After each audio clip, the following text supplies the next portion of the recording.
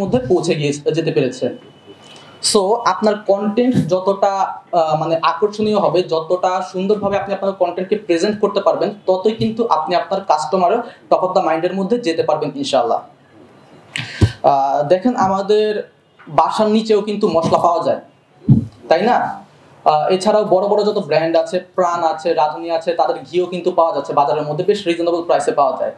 তারপরেও কিন্তু মানুষ এখন যেটা করছে, ঘরের বাজার থেকে এমনকি এইচএফ ফুড সার্ভিস এবং এরকম বিভিন্ন পেজ থেকে কিন্তু বর্তমানে বেশি দাম দিয়ে মশলা, ঘি এগুলো অর্ডার করছে।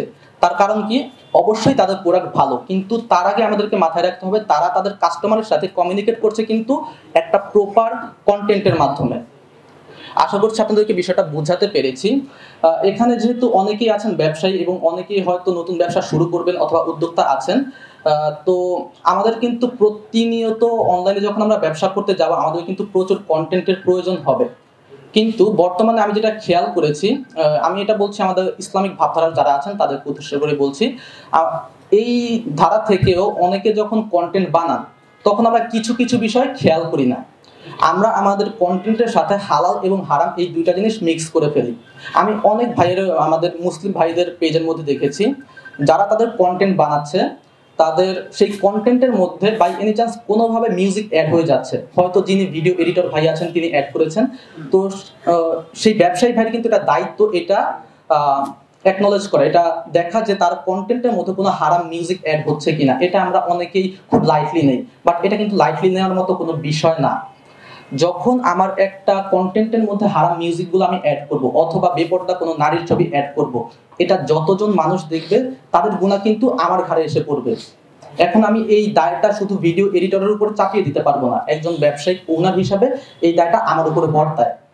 সো আমি আপনাদেরকে অনুরোধ রাখবো যে আপনারা এই বিষয়গুলো আপনাদের কন্টেন্টের মধ্যে খেয়াল রাখবেন। আরেকটা বিষয়, একটা ছোট্ট গল্প বলি, এটা হচ্ছে রিজিক নিয়ে।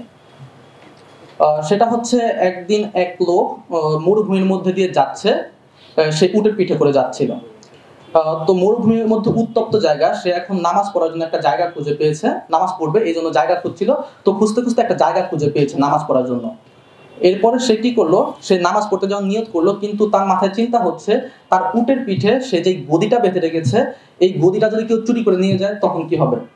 তো তখন সে তার উটটা একটা বাঁশের মধ্যে একটা খুঁটিতে বাঁধলো।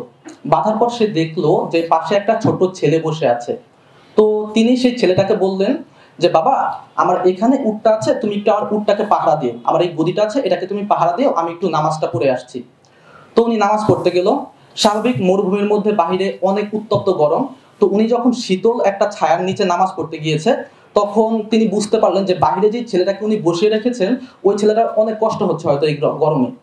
তো উনি চিন্তা করলেন, আচ্ছা ঠিক আছে, ওই ছেলে তো আমার এই গদিটা পাহারা দিয়ে রেখেছে, আমি যখন বাইরে যাব তখন আমি ওই ছেলেকে 1 দিরহাম উপহার দিব হাদিয়া হিসেবে।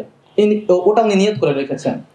তো এরপর উনি যখন বাহিরে আসলেন তখন উনি দেখলেন যে ওই ছেলেটা ওখানে নেই, ওনার গদিটা নিয়ে ওই ছেলেটা পালিয়ে গিয়েছে। তো তখন তিনি অনেক দুঃখিত হলেন।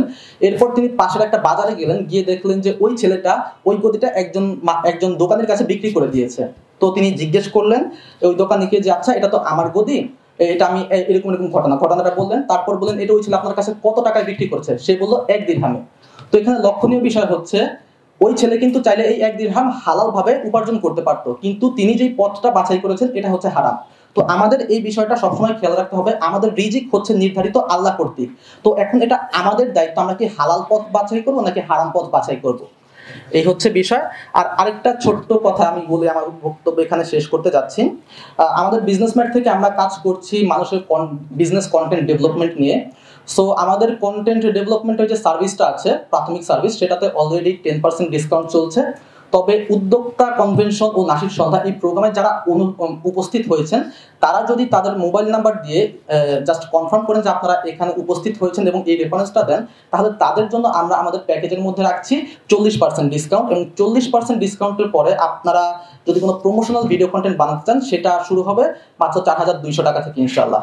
আমার বক্তব্য আমি আজকে এখানেই শেষ করছি। আসসালামু আলাইকুম ওয়া রাহমাতুল্লাহি ওয়া বারাকাতুহু।